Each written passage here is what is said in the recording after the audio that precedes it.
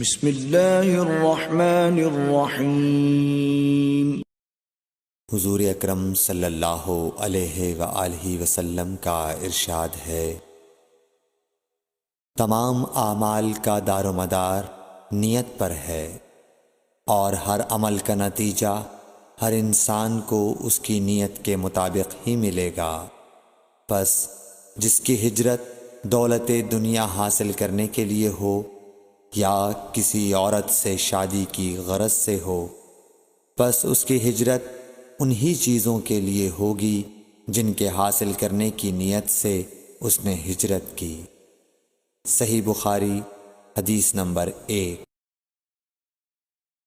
حضور اکرم صلی اللہ علیہ وآلہ وسلم نے فرمایا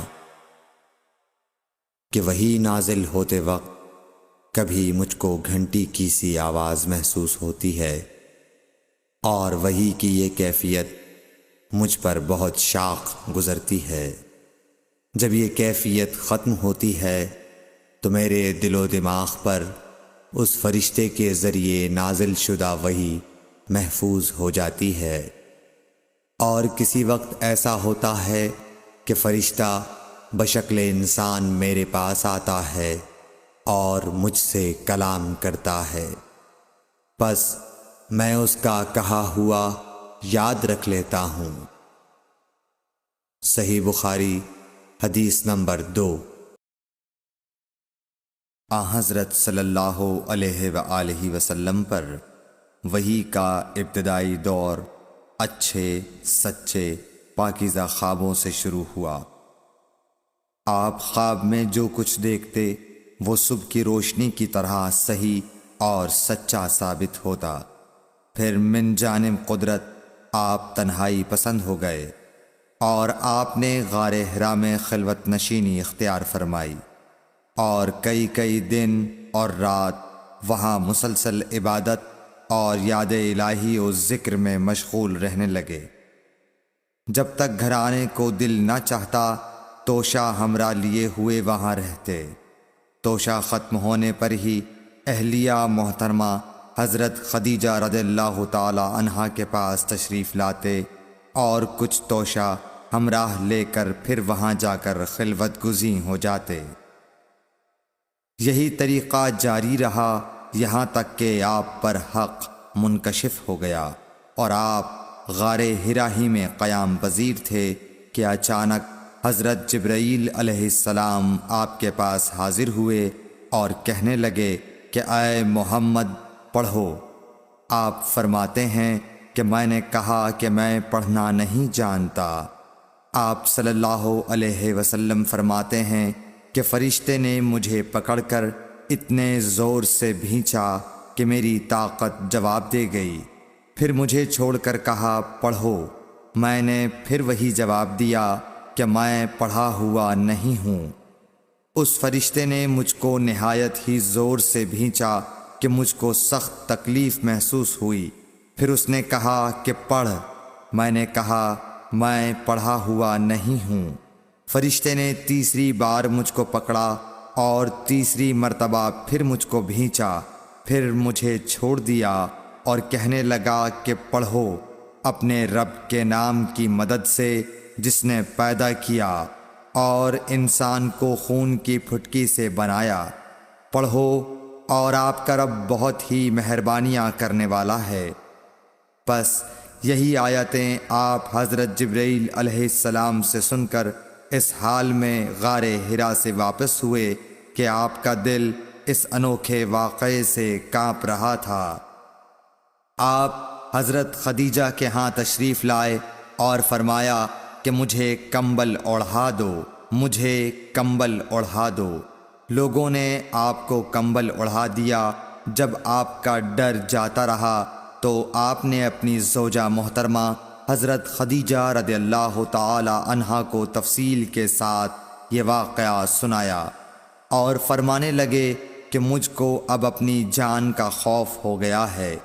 آپ کی اہلیہ محترمہ حضرت خدیجہ رضی اللہ تعالی عنہا نے آپ کی ڈھارس بندھائی اور کہا کہ آپ کا خیال صحیح نہیں ہے، اللہ کی قسم آپ کو اللہ کبھی رسوا نہیں کرے گا۔ آپ تو اخلاق فاضلہ کے مالک ہیں، آپ تو کنبہ پرور ہیں، بے کسوں کا بوجھ اپنے سر پر رکھتے ہیں، مفلسوں کے لیے آپ کماتے ہیں، مہمان نوازی میں آپ بے مثال ہیں، اور مشکل وقت میں آپ امر حق کا ساتھ دیتے ہیں۔ ایسے اوصاف حسنہ والا انسان یوں بے وقت ذلت و خواری کی موت نہیں پا سکتا۔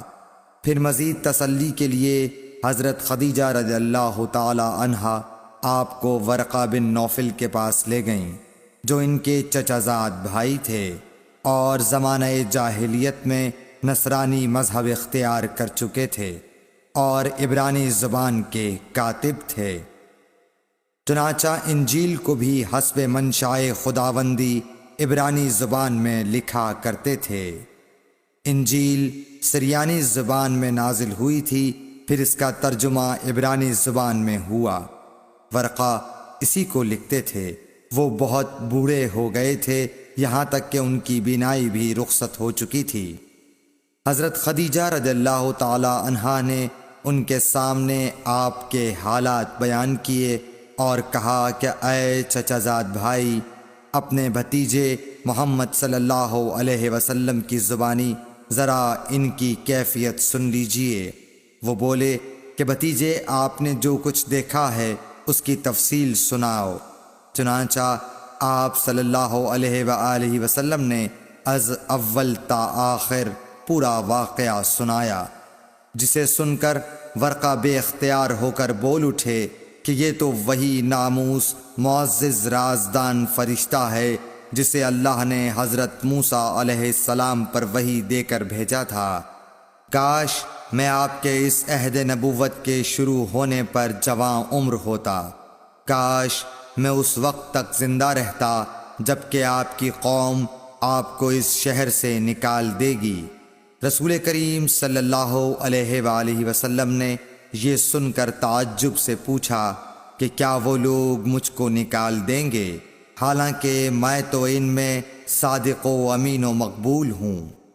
ورقہ بولا، ہاں یہ سب کچھ سچ ہے، مگر جو شخص بھی آپ کی طرح امر حق لے کر آیا لوگ اس کے دشمن ہی ہو گئے ہیں۔ اگر مجھے آپ کی نبوت کا وہ زمانہ مل جائے تو میں آپ کی پوری مدد کروں گا، مگر ورقہ کچھ دنوں کے بعد انتقال کر گئے۔ پھر کچھ عرصے تک وحی کی آمد موقوف رہی۔ صحیح بخاری حدیث نمبر 3۔ حضور اکرم صلی اللہ علیہ وآلہ وسلم نے وحی کے رک جانے کے زمانے کے حالات بیان فرماتے ہوئے کہا کہ ایک روز میں چلا جا رہا تھا کہ اچانک میں نے آسمان کی طرف ایک آواز سنی اور میں نے اپنا سر آسمان کی طرف اٹھایا۔ کیا دیکھتا ہوں کہ وہی فرشتہ جو میرے پاس غار حرا میں آیا تھا وہ آسمان و زمین کے بیچ میں ایک کرسی پر بیٹھا ہوا ہے۔ میں اس سے ڈر گیا اور گھر آنے پر میں نے پھر کمبل اوڑھنے کی خواہش ظاہر کی۔ اس وقت اللہ پاک کی طرف سے یہ آیات نازل ہوئیں، اے لحاف اوڑھ کر لیٹنے والے، اٹھ کھڑا ہو اور لوگوں کو عذاب الہی سے ڈرا، اور اپنے رب کی بڑائی بیان کر، اور اپنے کپڑوں کو پاک صاف رکھ اور گندگی سے دور رہ۔ اس کے بعد وہی تیزی کے ساتھ پے در پے آنے لگی۔ صحیح بخاری حدیث نمبر 4۔ رسول اللہ صلی اللہ علیہ وآلہ وسلم نزول قرآن کے وقت بہت سختی محسوس فرمایا کرتے تھے، اور اس کی علامتوں میں سے ایک یہ تھی کہ یاد کرنے کے لیے آپ اپنے ہونٹوں کو ہلاتے تھے۔ ابن عباس رضی اللہ تعالیٰ عنہ نے کہا، میں اپنے ہونٹوں کو ہلاتا ہوں جس طرح آپ ہلاتے تھے۔ سعید کہتے ہیں، میں بھی اپنے ہونٹ ہلاتا ہوں جس طرح ابن عباس رضی اللہ تعالیٰ عنہ کو میں نے ہلاتے دیکھا۔ پھر انہوں نے اپنے ہونٹ ہلائے۔ ابن عباس رضی اللہ تعالیٰ عنہ نے کہا، پھر یہ آیت اتری کہ اے محمد، قرآن کو جلد جلد یاد کرنے کے لیے اپنی زبان نہ ہلاؤ، اس کا جمع کر دینا اور پڑھا دینا ہمارا ذمہ ہے۔ حضرت ابن عباس رضی اللہ تعالی عنہ کہتے ہیں، یعنی قرآن آپ صلی اللہ علیہ وآلہ وسلم کے دل میں جمع دینا اور پڑھا دینا ہمارے ذمہ ہے۔ پھر جب ہم پڑھ چکے تو اس پڑھے ہوئے کی اتباع کرو۔ ابن عباس رضی اللہ تعالی عنہ فرماتے ہیں، اس کا مطلب یہ ہے آپ اس کو خاموشی کے ساتھ سنتے رہو، اس کے بعد مطلب سمجھا دینا ہمارے ذمہ ہے۔ پھر یقیناً یہ ہماری ذمہ داری ہے کہ آپ اس کو پڑھو، یعنی اس کو محفوظ کر سکو۔ چنانچہ اس کے بعد جب آپ کے پاس حضرت جبرائیل علیہ السلام وحی لے کر آتے تو آپ توجہ سے سنتے، جب وہ چلے جاتے تو رسول اللہ صلی اللہ علیہ وسلم اس وحی کو اس طرح پڑھتے جس طرح حضرت جبرائیل علیہ السلام نے اسے پڑھا تھا۔ صحیح بخاری حدیث نمبر 5۔ رسول اللہ صلی اللہ علیہ وآلہ وسلم سب لوگوں سے زیادہ جواد سخی تھے، اور رمضان میں دوسرے اوقات کے مقابلے میں جب جبرائیل علیہ السلام آپ صلی اللہ علیہ وآلہ وسلم سے ملتے بہت ہی زیادہ جود و کرم فرماتے۔ جبرائیل علیہ السلام رمضان کی ہر رات میں آپ صلی اللہ علیہ وآلہ وسلم سے ملاقات کرتے اور آپ کے ساتھ قرآن کا دورہ کرتے۔ غرض حضرت صلی اللہ علیہ وآلہ وسلم لوگوں کو بھلائی پہنچانے میں بارش لانے والی ہوا سے بھی زیادہ جود و کرم فرمایا کرتے تھے۔ صحیح بخاری حدیث نمبر 6۔ ہرقل شاہ روم نے قریش کے قافلے میں ایک آدمی بلانے کو بھیجا، اور اس وقت یہ لوگ تجارت کے لیے ملک شام گئے ہوئے تھے، اور یہ وہ زمانہ تھا جب رسول اللہ صلی اللہ علیہ وسلم نے قریش اور ابو سفیان سے ایک وقتی عہد کیا ہوا تھا۔ جب ابو سفیان اور دوسرے لوگ ہرقل کے پاس ایلیا پہنچے جہاں ہرقل نے دربار طلب کیا تھا، اس کے گرد روم کے بڑے بڑے لوگ، علماء، وزراء و امراء بیٹھے ہوئے تھے۔ ہرقل نے ان کو اور اپنے ترجمان کو بلوایا، پھر ان سے پوچھا کہ تم میں سے کون شخص مدعی رسالت کا زیادہ قریبی عزیز ہے؟ ابو سفیان کہتے ہیں کہ میں بول اٹھا کہ میں اس کا سب سے زیادہ قریبی رشتہ دار ہوں۔ یہ سن کر ہرقل نے حکم دیا کہ اس ابو سفیان کو میرے قریب لا کر بٹھاؤ اور اس کے ساتھیوں کو اس کی پیٹھ کے پیچھے بٹھا دو۔ پھر اپنے ترجمان سے کہا کہ ان لوگوں سے کہہ دو کہ میں ابو سفیان سے اس شخص یعنی محمد صلی اللہ علیہ وسلم کے حالات پوچھتا ہوں، اگر یہ مجھ سے کسی بات میں جھوٹ بول دے تو تم اس کا جھوٹ ظاہر کر دینا۔ ابو سفیان کا قول ہے کہ خدا کی قسم اگر مجھے یہ غیرت نہ آتی کہ یہ لوگ مجھ کو جھٹلائیں گے تو میں آپ صلی اللہ علیہ وسلم کی نسبت ضرور غلط گوئی سے کام لیتا۔ خیر، پہلی بات جو ہرقل نے مجھ سے پوچھی وہ یہ کہ اس شخص کا خاندان تم لوگوں میں کیسا ہے؟ میں نے کہا وہ تو بڑے اونچے عالی نسب والے ہیں۔ کہنے لگا اس سے پہلے بھی کسی نے تم لوگوں میں ایسی بات کہی تھی؟ میں نے کہا نہیں۔ کہنے لگا اچھا اس کے بڑوں میں کوئی بادشاہ ہوا ہے؟ میں نے کہا نہیں۔ پھر اس نے کہا بڑے لوگوں نے اس کی پیروی اختیار کی ہے یا کمزوروں نے؟ میں نے کہا نہیں، کمزوروں نے۔ پھر کہنے لگا اس کے تابعدار روز بڑھتے جاتے ہیں یا کوئی ساتھی پھر بھی جاتا ہے؟ میں نے کہا نہیں۔ کہنے لگا کیا اپنے اس دعوی نبوت سے پہلے کبھی کسی بھی موقع پر اس نے جھوٹ بولا ہے؟ میں نے کہا نہیں، اور اب ہماری اس سے صلح کی ایک مقررہ مدت ٹھہری ہوئی ہے، معلوم نہیں وہ اس میں کیا کرنے والا ہے۔ ابو سفیان کہتے ہیں میں اس بات کے سوا اور کوئی جھوٹ اس گفتگو میں شامل نہ کر سکا۔ ہرقل نے کہا کیا تمہاری اس سے کبھی لڑائی بھی ہوئی ہے؟ ہم نے کہا کہ ہاں۔ بولا پھر تمہاری اور اس کی جنگ کا کیا حال ہوتا ہے؟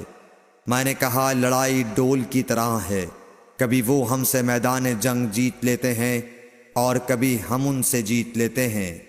ہرقل نے پوچھا وہ تمہیں کس بات کا حکم دیتا ہے؟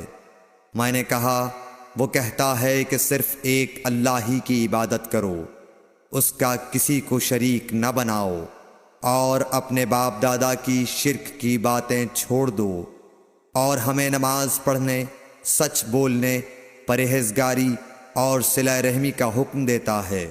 یہ سب سن کر پھر ہرقل نے اپنے ترجمان سے کہا کہ ابو سفیان سے کہہ دے کہ میں نے تم سے اس کا نسب پوچھا تو تم نے کہا کہ وہ ہم سے عالی نسب ہے، اور پیغمبر اپنی قوم میں عالی نسب ہی بھیجے جایا کرتے ہیں۔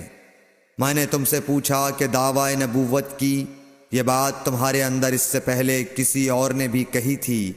تو تم نے جواب دیا کہ نہیں۔ تب میں نے اپنے دل میں کہا کہ اگر یہ بات اس سے پہلے کسی اور نے کہی ہوتی تو میں سمجھتا کہ اس شخص نے بھی اسی بات کی تقلید کی ہے جو پہلے کہی جا چکی ہے۔ میں نے تم سے پوچھا کہ اس کے بڑوں میں کوئی بادشاہ بھی گزرا ہے تو تم نے کہا کہ نہیں۔ تو میں نے دل میں کہا کہ ان کے بزرگوں میں سے کوئی بادشاہ ہوا ہوگا تو کہہ دوں گا کہ وہ شخص اس بہانے اپنے آباء و اجداد کی بادشاہت اور ان کا ملک دوبارہ حاصل کرنا چاہتا ہے۔ اور میں نے تم سے پوچھا کہ اس بات کے کہنے یعنی پیغمبری کا دعویٰ کرنے سے پہلے تم نے کبھی اس کو دروغ گوئی کا الزام لگایا ہے؟ تم نے کہا کہ نہیں۔ تو میں نے سمجھ لیا کہ جو شخص آدمیوں کے ساتھ دروغ گوئی سے بچے وہ اللہ کے بارے میں کیسے جھوٹی بات کہہ سکتا ہے۔ اور میں نے تم سے پوچھا کہ بڑے لوگ اس کے پیرو ہوتے ہیں یا کمزور آدمی؟ تم نے کہا کمزوروں نے اس کی اتباع کی ہے۔ تو دراصل یہی لوگ پیغمبروں کے متبعین ہوتے ہیں۔ اور میں نے تم سے پوچھا کہ اس کے ساتھی بڑھ رہے ہیں یا کم ہو رہے ہیں؟ تم نے کہا کہ وہ بڑھ رہے ہیں، اور ایمان کی کیفیت یہی ہوتی ہے حتیٰ کہ وہ کامل ہو جاتا ہے۔ اور میں نے تم سے پوچھا کہ آیا کوئی شخص اس کے دین سے ناخوش ہو کر مرتد بھی ہو جاتا ہے؟ تم نے کہا نہیں۔ تو ایمان کی خاصیت بھی یہی ہے، جن کے دلوں میں اس کی مسرت رچ بس جائے وہ اس سے لوٹا نہیں کرتے۔ اور میں نے تم سے پوچھا کہ آیا وہ کبھی عہد شکنی کرتے ہیں؟ تم نے کہا نہیں۔ پیغمبروں کا یہی حال ہوتا ہے، وہ عہد کی خلاف ورزی نہیں کرتے۔ اور میں نے تم سے کہا کہ وہ تم سے کس چیز کے لیے کہتے ہیں؟ تم نے کہا کہ وہ ہمیں حکم دیتے ہیں کہ اللہ کی عبادت کرو، اس کے ساتھ کسی کو شریک نہ ٹھہراؤ، اور تمہیں بتوں کی پرستش سے روکتے ہیں، سچ بولنے اور پرہیزگاری کا حکم دیتے ہیں۔ لہٰذا اگر یہ باتیں جو تم کہہ رہے ہو سچ ہیں تو ان قریب وہ اس جگہ کا مالک ہو جائے گا کہ جہاں میرے یہ دونوں پاؤں ہیں۔ مجھے معلوم تھا کہ وہ پیغمبر آنے والا ہے، مگر مجھے یہ معلوم نہیں تھا کہ وہ تمہارے اندر ہوگا۔ اگر میں جانتا کہ اس تک پہنچ سکوں گا تو اس سے ملنے کے لیے ہر تکلیف گوارا کرتا۔ اگر میں اس کے پاس ہوتا تو اس کے پاؤں دھوتا۔ ہرقل نے رسول اللہ صلی اللہ علیہ وسلم کا وہ خط منگایا جو آپ نے وحیہ کلبی رضی اللہ تعالیٰ عنہ کے ذریعے حاکم بصرہ کے پاس بھیجا تھا، اور اس نے وہ ہرقل کے پاس بھیج دیا تھا۔ پھر اس کو پڑھا تو اس میں لکھا تھا، اللہ کے نام کے ساتھ جو نہایت مہربان اور رحم والا ہے۔ اللہ کے بندے اور اس کے پیغمبر محمد صلی اللہ علیہ وسلم کی طرف سے یہ خط ہے شاہ روم کے لیے۔ اس شخص پر سلام ہو جو ہدایت کی پیروی کرے۔ اس کے بعد میں آپ کے سامنے دعوت اسلام پیش کرتا ہوں۔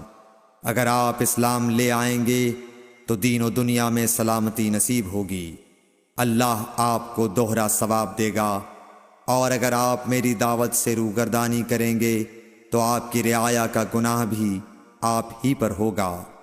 اور اے اہل کتاب، ایک ایسی بات پر آ جاؤ جو ہمارے اور تمہارے درمیان یکساں ہے، وہ یہ کہ ہم اللہ کے سوا کسی کی عبادت نہ کریں اور کسی کو اس کا شریک نہ ٹھہرائیں، اور نہ ہم میں سے کوئی کسی کو خدا کے سوا اپنا رب بنائے۔